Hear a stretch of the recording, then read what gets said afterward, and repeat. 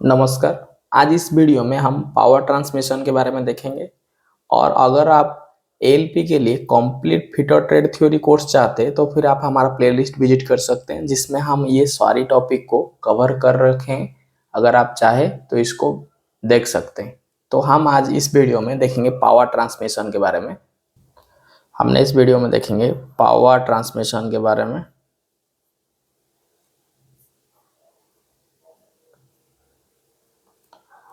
Transmissions के बारे में देखेंगे। पिछले सारी क्लासेस में हम ये टॉपिक्स को कवर किए। ये जितना टॉपिक्स है, चाहे marking tool, cutting tool, precision instrument, ये सारी। उसके बाद all type of gauges, counter sinking, counter boring, counter reaming और ऑल टाइप ऑफ भाइस, तीनों machine, drilling, grinding, lathe machine, metal heat treatment chapter, important topic है ये। उसके बाद देखे थे limit fit tolerance, riveting, soldering, slip gauge, sine bar, lapping honing. अगर आप चाहे तो फिर इस वीडियो को आप हमारा प्लेलिस्ट से देख सकते हैं और ये वीडियो टोटली फ्री है। तो आज इस वीडियो में हम देखेंगे पावर ट्रांसमिशन के बारे में। तो चलिए हम इस वीडियो में आज पावर ट्रांसमिशन के बारे में देखेंगे।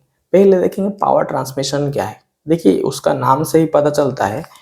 ये जो चीज है, ये इसको पावर ट्रांसमिशन क्यों बोलते हैं? क्योंकि पावर एक जगह से दूसरा जगह को ट्रांसफर होता है, इसीलिए इसका नाम है कि पावर ट्रांसमिशन। एक जगह से दूसरा जगह को पावर पावर जब एक जगह से दूसरा जगह को ट्रांसफर होता है उसको बोलते हैं पावर ट्रांसमिशन। हम देखेंगे जो पावर एक जगह से दूसरा जगह को ट्रांसफर होता है, कैसे ट्रांसफर होता है, किसका मदद से पावर ट्रांसफर होता है, उसके बारे में आज इस वीडियो में हम देखेंगे। तो पावर ट्रांसमिशन क्या है ना? पावर ट्रांसमिशन और ट्रांसफर होता है एक जगह से दूसरा जगह को। और पावर जब ट्रांसफर होता है, वेरियस बहुत सारा माध्यम होता है पावर ट्रांसमिशन का। जैसे एक तो बेल्ट के माध्यम से पावर ट्रांसफर हो सकता है।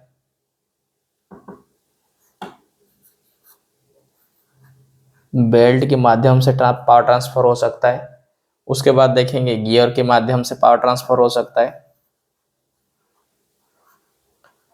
और पावर ट्रांसफर हो सकता है कपलिंग के माध्यम से।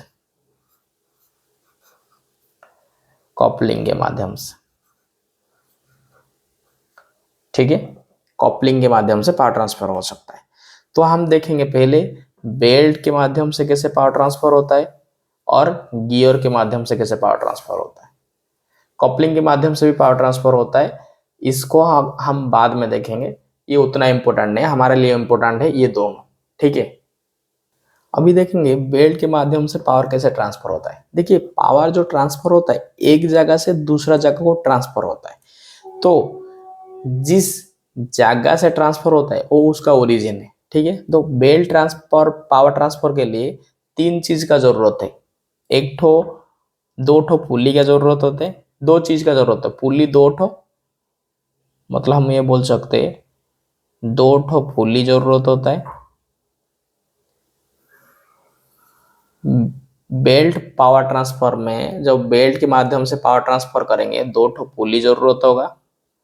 ठीक है, और एक ठो बेल्ट जरूरत होगा। जो कि दोनों पुली को कांटेक्ट में लाएगा। ठीक है, देखिए पावर ट्रांसफर के लिए बेल्ट के माध्यम से पावर ट्रांसफर के लिए तीन चीज का जरूरत है। दो पुली और एक ठो बेल्ट। लेकिन जब पावर ट्रांसफर होगा एक जगह से दूसरा जगह आगा, जिस जगह जो पावर को खुद ट्रांसफर करेगा, जो पावर को मतलब जो पावर को क्रिएट करता है, जो पावर खुद जनरेट करता है, उसको बोलते हैं ड्राइविंग पुली। दो ठो पुली होता है, ये एक ठो पुली और ये एक ठो पुली। ये जो राउंड शेप है इसको पुली बोलते हैं, और ये जो ऊपर वाला जो कवर है उसको बेल्ट बोलते हैं। तो जो पुली खुद घूमता है उसको बोलते हैं ड्राइविंग पुली।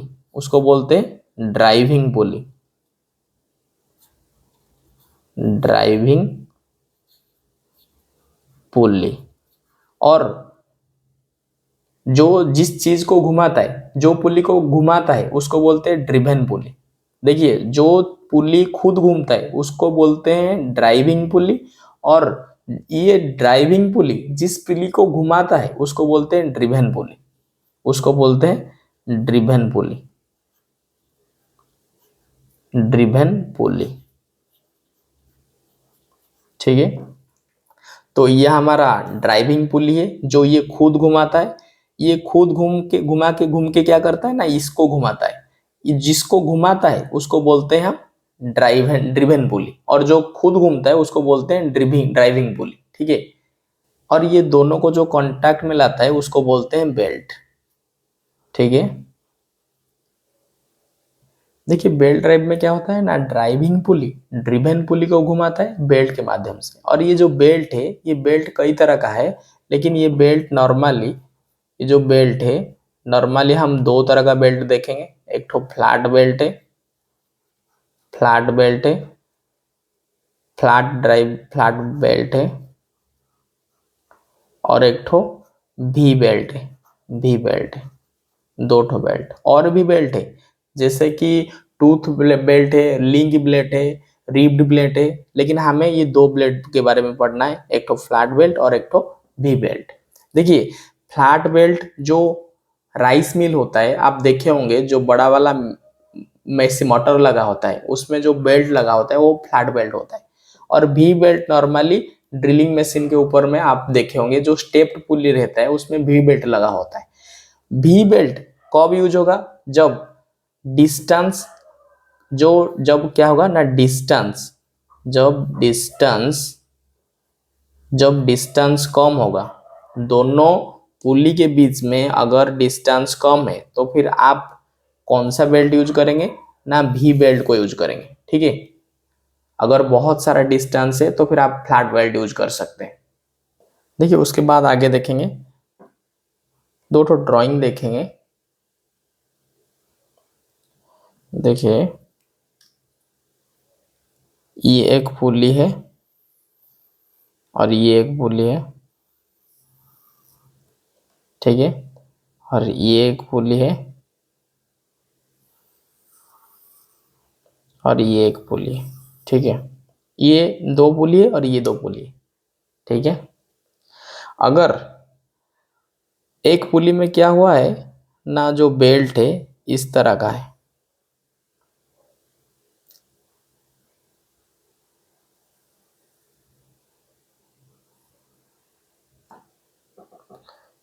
ये जो बेल्ट पुली में लगा हुआ है, हमें पता चल रहा है ये जो बेल्ट है ये लूज है, ये बेल्ट लूज है। बेल्ट लूज होने का कारण क्या है ना, अगर बेल्ट साइज बहुत ज्यादा होगा, किससे ना, ये जो डिस्टेंस है डिस्टेंस से ज्यादा होगा। नहीं तो हम ये बोल सकते हैं, अगर ये जो दो पुल्ली है अगर बहुत क्लोज हो जाएंगे तो फिर ये बेल्ट इस तरह लूज हो जाएगा। आप देखे होंगे साइकिल में जो चेन क्रैंक होता है, अगर क्रैंक क्या होगा, कभी कभी क्रैंक से चेन ऐसे लूज हो जाता है, उसको हमें काटना पड़ता है, नहीं तो ये जो पीछे वाला क्रैंक, छोटा वाला क्रैंक होता है उसको थोड़ा पीछे लेके एडजस्ट करते हैं, ठीक है। तो बोलने का मतलब है, अगर दो पुल्ली आसपास होंगे तो बेल्ट क्या रहेगा, इसी तरह बेल्ट लूज रहेगा। जो ये जो बेल्ट झूला हुआ रहता है इसको लूज बोलते हैं, ये बेल्ट लूज रहेगा। ये बेल्ट को टाइट करने के लिए पुल्ली को क्या करेंगे, ये पुल्ली को ये पुल्ली को क्या करेंगे, इस तरह इसको लेफ्ट साइड लेंगे और ये पुल्ली को राइट साइड खींचेंगे। अगर आप दोनों पुल्ली के बीच में टेंशन क्रिएट करेंगे तो फिर ये बेल्ट क्या होगा, टाइट हो जाएगा। टाइट होगा तो कैसे दिखेगा ना, कुछ इस तरह दिखेगा।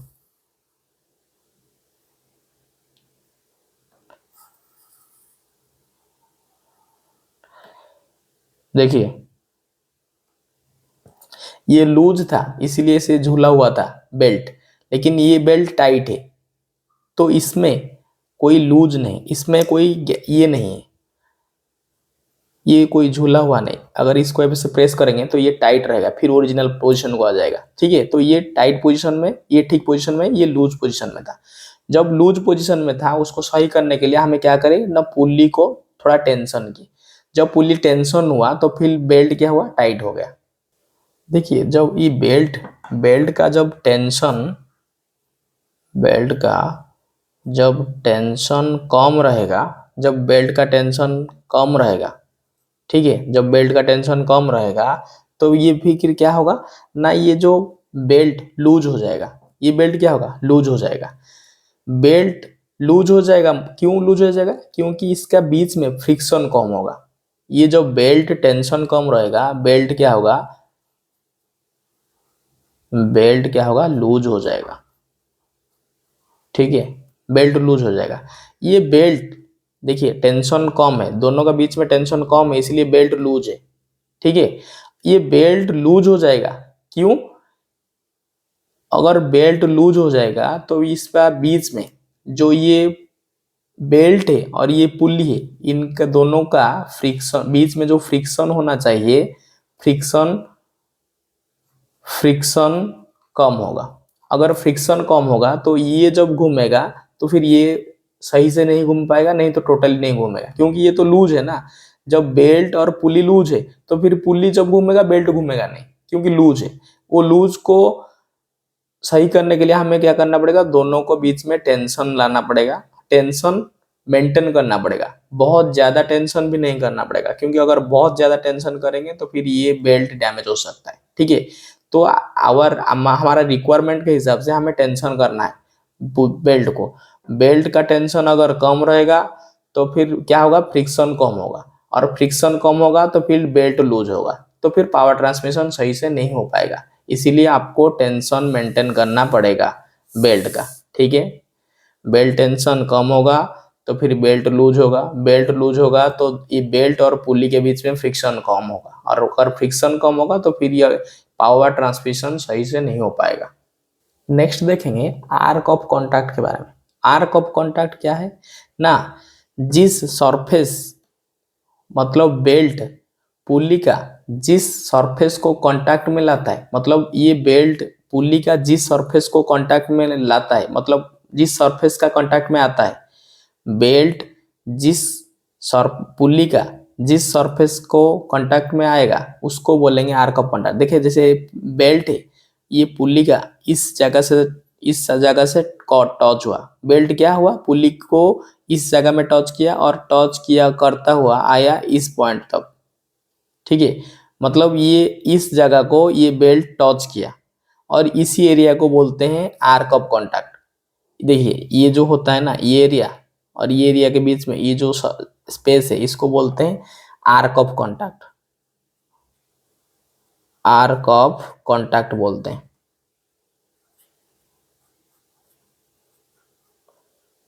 आर्क ऑफ कांटेक्ट मतलब पुल्ली और बेल्ट जब कांटेक्ट में आता है उस एरिया को बोलते हैं आर्क ऑफ कांटेक्ट। और आर्क ऑफ कांटेक्ट जितना ज्यादा रहेगा, arc of contact, arc of contact जितना ज्यादा रहेगा, ठीक है, क्या होगा, आर्क ऑफ कांटेक्ट जितना ज्यादा रहेगा, पावर ट्रांसफर उतना, पावर ट्रांसफर या टॉर्क ट्रांसफर ट्रांसफर उतना ज्यादा होगा। ठीक है, बोलने का मतलब थे अगर आर कांटेक्ट, देखिए इसका ये आर का कांटेक्ट है, ये जो एरिया है ना ये आर का कांटेक्ट है। जिस प्लेस में बेल्ट और पुली टच होता है उसको आर्क ऑफ कांटेक्ट बोलते हैं। तो बेल्ट पुली का इस एरिया में टच होता है उसको बोलते हैं आर्क ऑफ कांटेक्ट। जब आर्क ऑफ कांटेक्ट आपका ज्यादा होगा तो फिर जो पावर ट्रांसमिशन होगा वो ज्यादा होगा। इसीलिए पावर ट्रांसमिशन होने के लिए बड़ा बड़ा पुली का इस्तेमाल किया जाता है। ठीक है,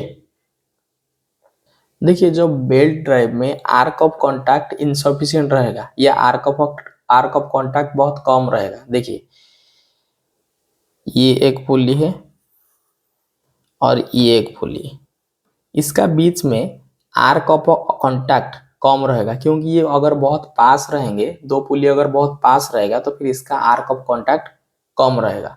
अगर आर्क ऑफ कांटेक्ट कम रहेगा तो फिर पावर ट्रांसफर कम होगा। जब आर्क ऑफ कांटेक्ट ज्यादा था तो फिर जब पावर ट्रांसफर ज्यादा होता था, और आर्क ऑफ कांटेक्ट जब कम होगा तो पावर ट्रांसफर क्या होगा, कम होगा। पावर ट्रांसमिशन को बढ़ाने के लिए क्या करना पड़ेगा, देखिए आर्क ऑफ कांटेक्ट जब कम होगा, पावर ट्रांसमिशन को बढ़ाने के लिए हमें कुछ चीज का यूज करना पड़ेगा। ये बड़ा पुली है और ये छोटा पुली है, ये नजदीक है, इसीलिए इसका क्या है, आर्क ऑफ कांटेक्ट कम है। ठीक है, इसका ये नजदीक है इसीलिए आर्क ऑफ कांटेक्ट कम है। ये आर्क ऑफ कांटेक्ट को बढ़ाने के लिए इसमें क्या, देखिए नॉर्मली तो इस तरह जाना चाहिए, नॉर्मली इस तरह जाना चाहिए, हल्का में गारा ड्रॉ किए इस तरह जाना चाहिए। लेकिन इस आर्क ऑफ कांटेक्ट को ज्यादा करेंगे तो फिर क्या करेंगे, हम एक ठो पुल्ली यहाँ एडजस्ट करेंगे और एक पुल्ली देंगे, जिसके कारण से ये क्या होगा, फिर इतना टच होगा। देखिए पहले यहां तक टच होता था लेकिन अभी यहां तक टच हो रहा है। तो हम क्या किए ना, एक एक्स्ट्रा पुली का ऐड किए, जिसके वजह से क्या हुआ ना, आर्क ऑफ कांटेक्ट इंक्रीज हुआ। और ये जो पुली को यूज किए उस पुली को बोलते हैं जॉकी पुली। उस पुली को क्या बोलते हैं, जॉकी पुली बोलते हैं, JOCKEY, जॉकी पुली बोलते हैं उसको। ठीक है, ये जो छोटा पुली हम यूज किए इसको जॉकी पुली बोलते हैं, और ये छोटा पुली जॉकी पुली हमेशा छोटा पुली, जो जिस पुली का डायमीटर कम होगा उसी पुली के पास ही जॉकी पुली यूज होगा। ये इंपॉर्टेंट चीज है, जॉकी पुली हमेशा छोटा पुली के पास यूज होगा। ठीक है, और एक चीज देखेंगे, देखिए जब पावर ट्रांसफर होता है ये एक पुली रहता है और ये एक पुली रहता है।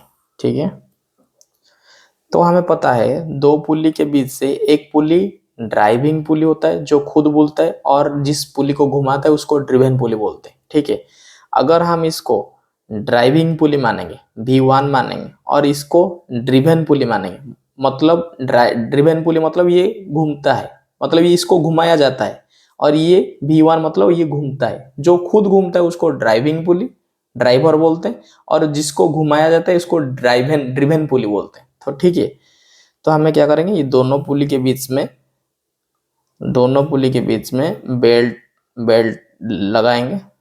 ठीक है, बेल्ट लगाने से पहले हमें पता होना चाहिए ये जो ड्राइविंग पुली है वो क्लॉकवाइज डायरेक्शन में अगर घूमता है, ये क्या करता है ना, क्लॉकवाइज डायरेक्शन में घूमता है, इस डायरेक्शन में घूमता है। जब क्लॉकवाइज डायरेक्शन में घूमेगा, ये जिस साइड से पुल करेगा वो टाइट रहेगा, ये बेल्ट टाइट रहेगा। देखिए ये क्लॉकवाइज घूमेगा तो फिर ये ऊपर वाला बेल्ट टाइट रहेगा, और ये नीचे वाला बेल्ट थोड़ा सा ऐसे झुका हुआ रहेगा, ये टाइट होगा, और ये इसे हल्का ऐसे नीचे तरफ से जाएगा, ये टाइट होगा और ये लूज होगा। ये ऊपर वाला जो साइड टाइट है उसको बोलते हैं, क्या बोलते हैं ना, टाइट साइड बोलते हैं, इसको बोलते हैं टाइट साइड। और जो पार्ट लूज है इसको बोलते हैं स्लैक साइड। ये इंपॉर्टेंट चीज है, इसको बोलते हैं स्लैक साइड, SLA सीख के स्लैक साइड, इसको स्लैक साइड बोलते हैं। देखिए ड्राइविंग पुली जिस डायरेक्शन से घूमता है, ये जो जहां से पुल करता है, यहां से पुल करता है, जिस डायरेक्शन से पुल करता है वो साइड टाइट होगा, और जिस डायरेक्शन से पुल नहीं होता है तो इसको स्लैक साइड, अपोजिट साइड को स्लैक साइड बोलेंगे। हमें फॉर एग्जांपल अगर ड्राइविंग पुली क्या करेगा ना, ये वाला ड्राइविंग पुली अगर लेंगे, अगर इसको एंटी क्लॉकवाइज घुमाएंगे, इसको एंटी क्लॉकवाइज बोलेंगे घुमाएंगे, तो फिर ये ऊपर वाला टाइट साइड रहेगा, नीचे वाला स्लैक साइड रहेगा। लेकिन इसको अगर क्लॉकवाइज, ये अगर मानेंगे कि ये जो V2 है ये ड्राइविंग पुली है और ये क्लॉकवाइज घूमता है, तो फिर ये जो घूमता है ये पुल कहाँ से करता है, ये नीचे वाला से करता है, तो फिर ये जो V2 क्लॉकवाइज घूमेगा और V2 को ड्राइविंग पुली मानेंगे, तो फिर ये नीचे वाला टाइट होगा, ये ऊपर वाला क्या होगा, लूज होगा। ठीक है, बोलने का साइड ये, जिस साइड से ये पुल करता है उस साइड टाइट होता है जिसको टाइट साइड बोलते हैं, और जिस अपोजिट साइड क्या होता है, लूज होता है, जिसको स्लैक साइड बोलते हैं। ठीक है, नेक्स्ट देखेंगे गियर के माध्यम से कैसे पावर ट्रांसफर होता है। देखिए ये गियर है, गियर में दो गियर का यूज होता है। ठीक है, ये मान लीजिए गियर है जिसका ऐसा टीथ होता है,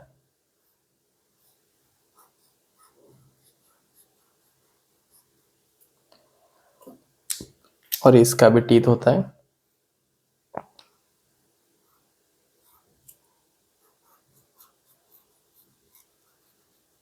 ठीक है, देखिए बेल्ट ड्राइव में क्या होता था, बेल्ट ड्राइव में दो ठो पुल्ली और एक ठो बेल्ट लगता था, और गियर में क्या होता है, दो ठो गियर लगता है।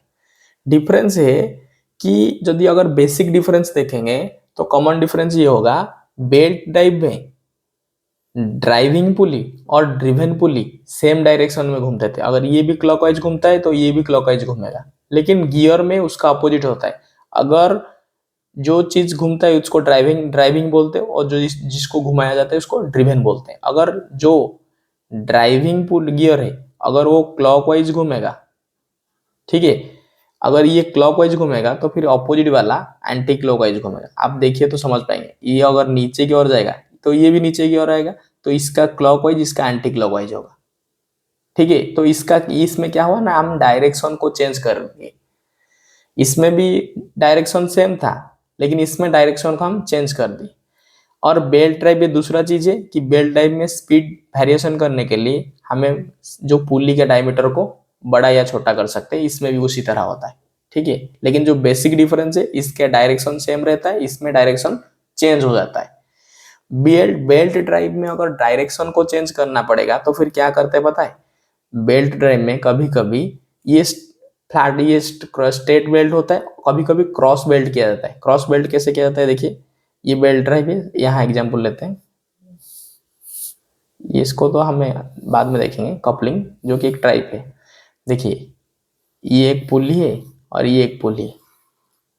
अगर हमें ये सपोज ये जो हमारा ड्राइविंग पुली है वो क्लॉकवाइज घूमता है, लेकिन हमें जो रोटेशन चाहिए ड्रिवन पुली में वो एंटी क्लॉकवाइज चाहिए, तो हम क्या करेंगे पता है, इसको क्रॉस करेंगे, मतलब इस तरह का बेल्ट सेट करेंगे, इसको बोलेंगे क्रॉस बेल्ट ड्राइव।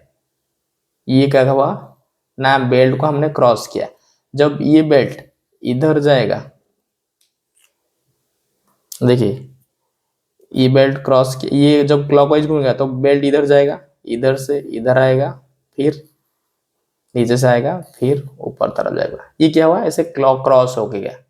जब डायरेक्शन हमें अपोजिट चाहिए बेल्ट ड्राइव में तो हम क्रॉस बेल्ट ड्राइव करते हैं। राइट एंगल में भी होता है। ठीक है, तो याद रखिए फ्लैट बेल्ट ड्राइव और क्रॉस बेल्ट ड्राइव के बारे में। और एक चीज याद रखिए, जो बेल्ट ड्राइव होता है हमेशा हॉरिजॉन्टली होता है, ऐसे वर्टिकली नहीं होगा।